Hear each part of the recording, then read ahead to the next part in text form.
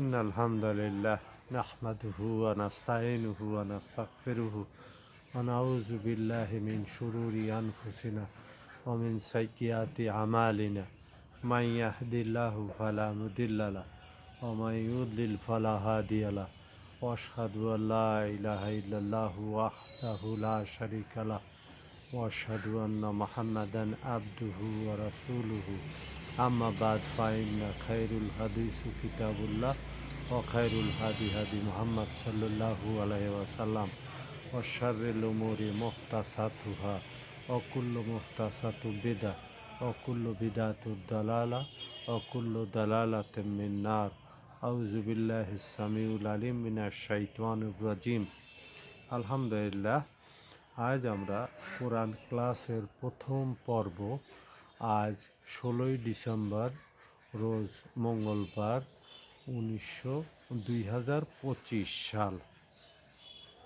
আমরা আজ কোরআন ক্লাসের প্রথম যে দিন সেই দিনে আমরা কোরআনের পরিচিতি ইন্ট্রোডাকশন অফ কোরআনের যে পরিচিতি সেই নিয়ে আলোচনা করব ইনশাআল্লাহ। আল্লাহ সুবহানাহু ওয়া তাআলা কোরআনের যে পরিচয় দিয়েছেন সেই পরিচয়গুলি আমরা সহিহ কোরআনের আয়াত এবং সহিহ ইসনাদ হাদিসের মাধ্যমে আমরা আলোচনা করার জন্য চেষ্টা করব ইনশাআল্লাহ। আউযু বিল্লাহিস সামিউল আলিম মিনাশ শাইতানির রাজিম বিসমিল্লাহির রহমানির রহিম। কোরআন পাকের প্রথম যে বিষয়টা সেটা হলো কোরআন আসলে কি। কোরআনটা হলো আল্লাহ পাকের কালাম, আর এই কালাম হযরত পাক সাল্লাল্লাহু আলাইহি সাল্লামের উপরে নাজিল হয়েছে। যেমন আমরা যে বিষয়গুলি আমরা জানতে চাই সেটা হলো যে কোরআন এর যে আয়াত আছে সেই আয়াতগুলি 5টা ভাগে ভাগ করা হয়েছে। একটা হলো ইলমুল কালাম, ইলমুল আহকাম, যেমন নামাজ, রোজা, হজ, যাকাত, এগুলিকে বলা হয় ইলমুল আহকাম, অর্থাৎ আল্লাহ পাকের যে হুকুম সেইগুলি কোরআন পাকে নাজিল হয়েছে, ইলমুল আহকাম। আর দ্বিতীয় যেটা সেটা হলো ইলমুল মোকালেমাত, অর্থাৎ ইসলামের দৃষ্টিতে ইসলামী বিষয়ে ইলমের বিষয়ে ঝগড়া আসলে কি মোবাহেলা, মোজাকারা, এগুলি দলিলের ভিত্তিতে কোরআন এবং সুন্নাহর আলোকে। কারণ যদি আমরা অন্যায় যে কথাগুলি, যে কোরআন হাদিসের বাইরের যে কথাগুলি, কোরআন সুন্নাহর যে বাইরের কথাগুলি, সেই কথাগুলি যদি আমরা কনসিডার করতে চাই তাহলে কিন্তু আমাদের সঠিক যে রাস্তা সেই রাস্তা থেকে আমরা দূরে চলে যাব এবং আমরা সঠিক রাস্তা থেকে যেহেতু বিচ্যুত হব সেই হেতু আমরা আর কখনো এই রাস্তায় ফিরে আসতে পারবো না। আর তৃতীয় যেটা সেটা হলো আত-তাযকির বিল মউত, মৃত্যুর কথা বারবার মানুষকে মনে করিয়ে দেওয়া যে মৃত্যু আসবে, সংগঠিত হইবে, তোমার সাথে কি ঘটবে সেই বিষয়গুলি আলোচনা করা এবং সেই বিষয়ের ব্যাপারে পর্যালোচনা করা। এটা হলো তাযকির বিল মউত। 4 নম্বর যে বিষয়টা সেটা হলো তাযকির বিল আলা ইল্লাহ, আল্লাহ পাকের যে বড় বড় যে নিয়ামতগুলি, যেমন জান্নাত, জাহান্নাম আমাকে দিয়েছেন, আমার শরীরে, আমার বাহিরে, আমি যে খাবারটা খাই, আমি যে যানবাহনটাতে চলাফেরা করি, আমি যে এই যে সামনে যে মিডিয়া ব্যবহার করি, ইউটিউব, ফেসবুক ব্যবহার করে আমি যে নিয়ামতটা আল্লাহ পাক আমাকে দিয়েছেন, এটা আমি ভালোভাবেও অপচয় করতে পারি এবং অন্যভাবেও এটা অপচয় করতে পারি। ভালোভাবে যদি হয় তাহলে সেটা হবে নিয়ামত, আর যদি আমি মন্দভাবে এই সময়টাকে, এই মিডিয়াটাকে ব্যবহার করি সেটা হবে আল্লাহ পাকের লানত। আর পঞ্চম যে বিষয়টা সেটা তাযকির বিল আইয়ামিল্লাহ, অর্থাৎ আল্লাহ পাকের যে বড় বড় যে দিনগুলি, যে দিনে আল্লাহ পাক আল্লাহর হাবিবের, আল্লাহর যে মাহবুব, আল্লাহর যে নবী, আল্লাহর যে রসুল পাঠিয়েছেন, তাদের কথা যারা অস্বীকার করেছেন তাদের কপালে কী ছিল, তাদের উম্মতের কপালে কী ছিল, সেই বিষয়গুলি, অর্থাৎ যারা আম্বিয়াদেরকে সাহায্য করেছে, আম্বিয়াদের কথা মেনেছে, আম্বিয়াদেরকে অনুসরণ করেছে, তাদের কপালে জান্নাতের খুশির খবর দেওয়া হয়েছে এবং আজ তারা সেটা ভোগ করছে। আর যেটা তারা পারেনি সেটা অথবা করেনি, তাদের কপালে জাহান্নাম এবং ফিরআউনকে সকাল বিকালে জাহান্নামের আযাব চাকতে হচ্ছে। এটা আল্লাহ পাকের কথা।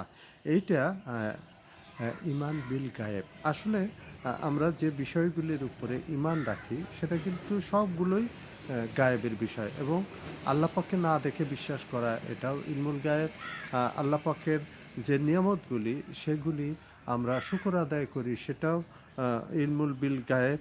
আমরা কিছু কিছু নিয়ামত আছে আমরা জানতে পারি, বুঝতে পারি, উপভোগ করি, সেটার থেকে লাভ উঠাই, কিন্তু এমন কিছু নিয়ামত আছে যেগুলি আমরা পারি না, সেগুলি আমরা পারতে পারি না, জানতেও পারি না যে কোন কোন নিয়ামত আছে। যেমন আমাদের কিছু বাহ্যিক নিয়ামত আছে যেগুলি আমরা বলতে পারি, যে কিছু আভ্যন্তরীণ নিয়ামত আছে সেগুলির ব্যাপারে আমরা কোনো কিছু জানি না এবং এ ব্যাপারে আমরা তেমন কিছু বলতেও পারি না, এ ব্যাপারে আমাদের সেই জ্ঞান দেওয়া হয় নাই।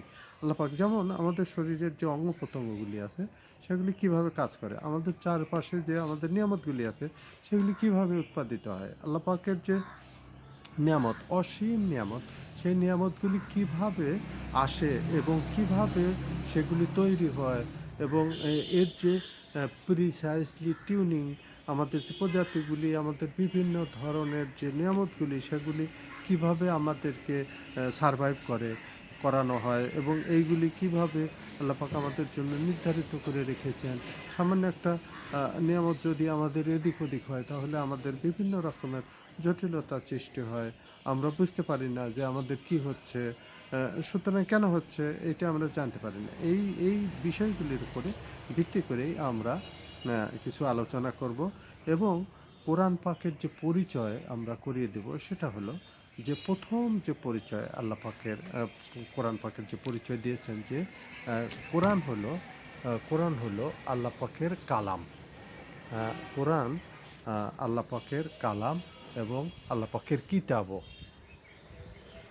আল্লাহ পাকের কালাম এবং আল্লাহ পাকের কিতাবও।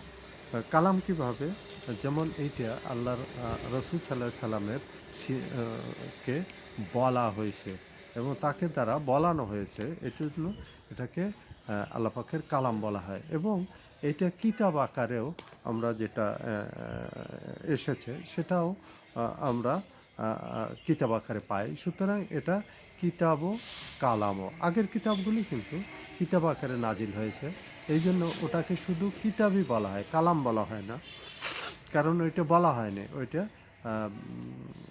কিতাব আকারে থাকতে বিভিন্ন ধরনের চামড়ার উপরে কমপ্লিট নাজিল হয়েছে এবং শরীয়ত দেওয়া হয়েছে সেটা। কিন্তু এই কোরআন কিন্তু 23 বছরে বিভিন্ন প্রেক্ষাপটে বিভিন্নভাবে এইগুলি নাজিল করা হয়েছে, এই জন্য কোরআন পাককে কালামও বলা হয়, কিতাবও বলা হয়।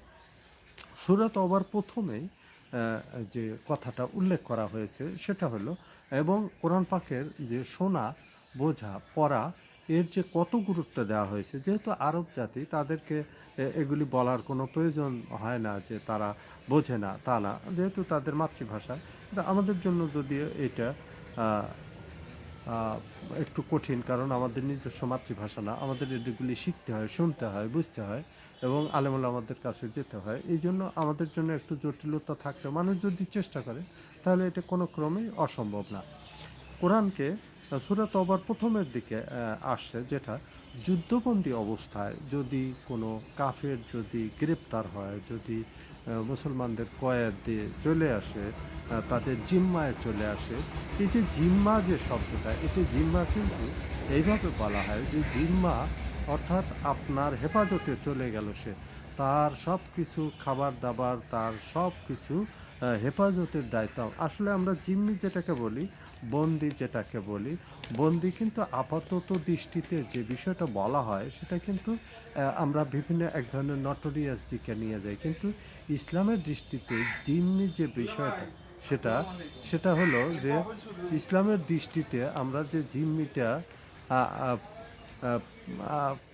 বলি সেটা হলো যে আমাদের জিম্মায় চলে আসে এবং আমরা অবশ্যই এই জিম্মাটা আমরা আমাদের দৃষ্টিতে আমরা আমাদের মতো করে আমরা নিব। এবং যুদ্ধপন্থী সূরা তওবায় যে আয়াতটা আসছে যে যখন তাকে বন্দি করা হয় এমনও স্থানে তাকে রাখা হয় যেন যেন সে কোরআনের আয়াত শুনতে পায়, হাত্তা ইসমা কালাম আল্লাহ, মানে সে যেন আল্লাহর কালাম শুনতে পায়। সেই জন্য আমাদের উচিত যে আমরা এই কালাম পড়ব, বুঝবো এবং শুনবো, অন্তত শোনার ব্যবস্থা করব।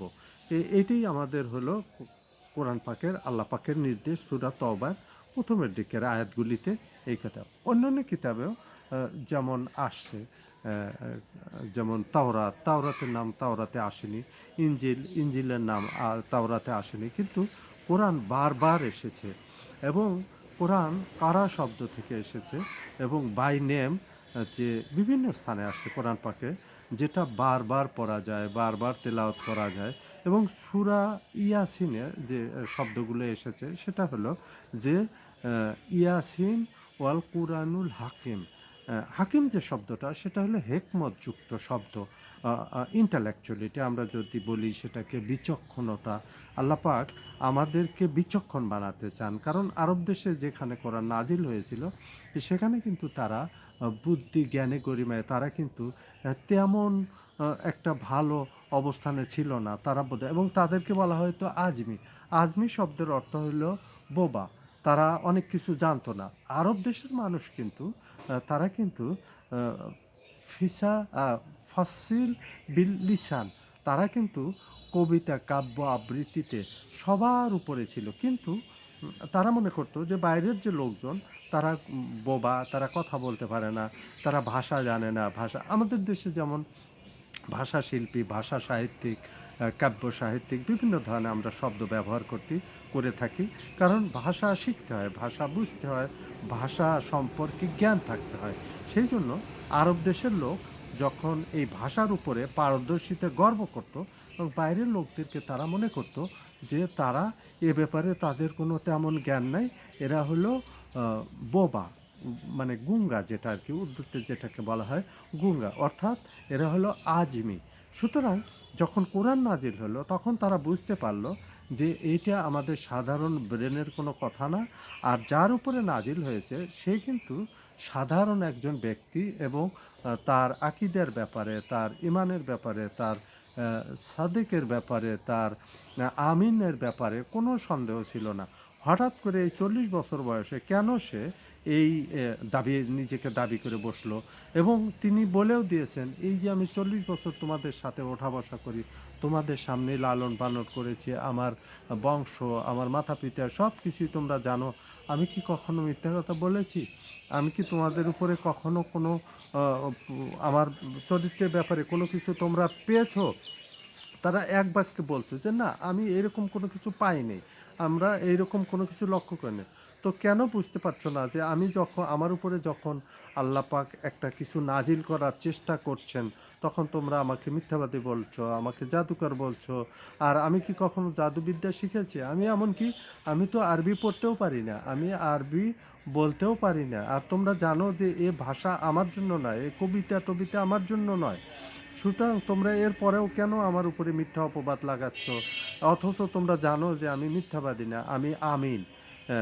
তো এই যে কথাগুলি সূরা ইয়াসিনে বলা হয়েছে, এবং অন্য জায়গায় আল্লাহ পাক বলেছে উহিয়া ইলাইহি হাজাল কোরআন লি উনজিরাহুম মিন বালাগ। এই যে কিতাবটা আমার উপরে ওহী করা হয়েছে এবং এটা আমার অন্তরে ঢেলে দেওয়া হয়েছে, এবং তোমাদের অন্তরে অন্তঃস্থলে এই কথাগুলি পৌঁছানোর জন্যই আল্লাহ পাক আমাকে বারবার বলেছেন। এবং কোরআনের অর্থ এটা, বারবার কারা শব্দ থেকে কোরআন আসছে, এর অর্থ হলো বারবার যে কালাম পাঠ করা হয়, সেটাকে কেরাত করা হয়, ব্যবহার করা হয়, সেইটাকেই বলা হয় বারবার, যাকে তাজকির করা হয়। এবং আল্লাপাক বারবার কোরআনে বলেছেন যে এটা তাজকির বিল কোরআন, এটা বারবার চর্চা করো, বারবার অনুধাবন করো, এবং এটা হলো হেকমত, তোমাদের বুদ্ধিমত্তাকে বৃদ্ধি ঘটাবে এটা কোরআন কালামে। সুতরাং কোরআন আল্লাপাকের কালাম, এবং এইটা আল্লাপাকের সিফাত। আমরা জানি যে কালাম মোতাকাল্লামের সিফাত হয়ে থাকে, আর কোরআন আল্লাহ পাকের সিফাত। এইটা কোনো সৃষ্টি নয়, এটা আল্লাহ পাকের মাকলুক নয়, আল্লাহ পাকের নিজস্ব বাণী এবং নিজস্ব কথা। এই জন্য কালাম কখনো মোতাকাল্লামের সৃষ্টি হতে পারে না, সেটা তার সিফাত, তার বৈশিষ্ট্য, তার গুণাগুণ। এই বিষয়গুলি আমাদের বেশি বেশি করে উল্লেখ করা হতো। এখন আমরা যে কোরআনটা আমাদের হাতে আছে, যেমন রাইটিং, যেমন প্রিন্টিং এবং বিভিন্ন ধরনের যে বিষয়গুলি আমাদের সামনে আসছে, এবং এর যে লেখনীগুলি, কালি ব্যবহার করা হয়েছে, বিভিন্ন ধরনের আমরা সফটওয়্যার ব্যবহার করে থাকি, এগুলি কিন্তু মাকলুক, এগুলি সৃষ্টি করা হয়েছে। কিন্তু যে কথাটা, এই কথাটা হলো মোতাকাল্লামের সিফাত। এইটা কোনো মাকলুক নয়, এইটা সৃষ্টি নয়। কোরআনের যে মুসা আলাহ সালামের সামনে যে নাজিল করা হয়েছিল কোরআন, সেটা কিন্তু তাক্তের উপরে আসছিল, এবং ঈসা আলাহ সালামের উপরে যেটা নাজিল করা হয়েছিল সেটাও কিন্তু তাকে লিখিত আকারে দেওয়া হয়েছে, এবং একটা সিলেবাস আকারে, যে এইটা তুমি পড়ো, নিজে বোঝো, এবং তুমি তোমার যে অনুসারী তাদেরকে এই ব্যাপারে তুমি জ্ঞান দাও, এবং এই ব্যাপারে তুমি নসিহত করো, হেদায়েত দাও, চেষ্টা করো। কিন্তু রসুল সাল্লাহ সাল্লামের উপরে যে কোরআনে 23 বছর নাজিল হয়েছে বিভিন্ন প্রেক্ষাপটে, এটা কিন্তু কোনো লিখিত আকারে না, এটা বলার আকারে। আর সবচেয়ে মজার বিষয় যেটা, সেটা তারা যেটাকে বলে জাদু, জাদু কিন্তু শুনলে হয় না, পড়লে হয় না, জাদু দেখানোর মাধ্যমে হয়। আর এটা দেখানো না, কারণ তাদের কথাগুলি কিন্তু সব এরকম ছিল। তারা বুঝতে পারতো যে এই যে আল্লাহ পাকের যে কালামটা, এই যে আল্লাহ পাকের যে সিফাতগুলি, এই সিফাতগুলি কিন্তু দেখানো হচ্ছে না, এটা শোনানো হচ্ছে। তো শুনে কখনো জাদু হয় না। আর জাদু যদি কেউ বলেও, তবুও এখন এক কথা বললো, বিকেলেই সেই কথাটা অন্যভাবে চলে যায়। এবং যদি লিখিত আকারে হতো, তাহলে লিখিত পরিবর্তন হয় না, কিন্তু বলা কিন্তু পরিবর্তন হয়।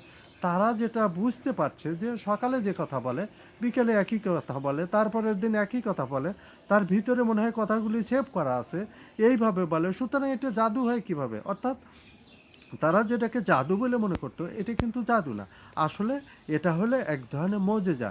এই জন্য আমরা প্রথমেই বলেছি যে কোরআন কিন্তু আল্লাহ পাকের যে অনেকগুলো মজেজা আছে, সেই মজেজার মধ্যে একটা মজেজা। কারণ মুসা আলাহ সাল্লামের যে মজেজা ছিল, সেটা আমরা এখন প্রমাণ করতে পারবো না। ঈসা আলাহ সাল্লামের যে মজেজাগুলি ছিল, সেগুলি আমরা প্রমাণ করতে পারবো না। কিন্তু মোহাম্মদ সাল্লাল্লাহু সাল্লামের উপরে যে মজেজা নাজিল হয়েছে, অর্থাৎ কোরআন, সেটা আমরা কিয়ামত পর্যন্ত প্রমাণ দিতে পারবো, এবং কিয়ামত পর্যন্ত আমরা বুঝতে পারবো যে এই কোরআন মজেজা। আসলেই আল্লাহ পাকের আমাদের জন্য যে নিয়ামত দিয়েছেন, এর শুকর আদায় করা উচিত।